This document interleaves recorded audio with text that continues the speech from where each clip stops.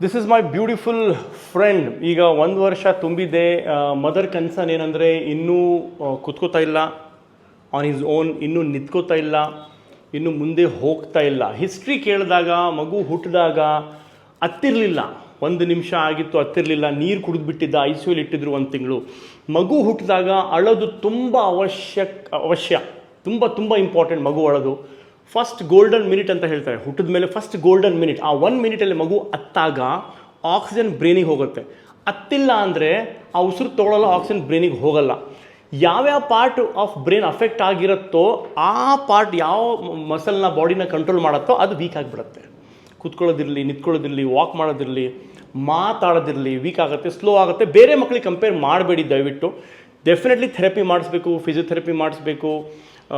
ಫ್ಯೂಚರಲ್ಲಿ ಈಗ 1 ವರ್ಷ ಅವನಿಗೀಗ occupational therapy ಇರಲಿ, ಸ್ಪೀಚ್ ಥೆರಪಿನಿ ಮಾಡಿಸ್ಬೇಕು. ಮೊಬೈಲ್ ಟಿ ವಿಯಿಂದ ದೂರ ಇಡಿ, ಬೇರೆ ಮಕ್ಕಳಿಗೆ ಕಂಪೇರ್ ಮಾಡಬೇಡಿ.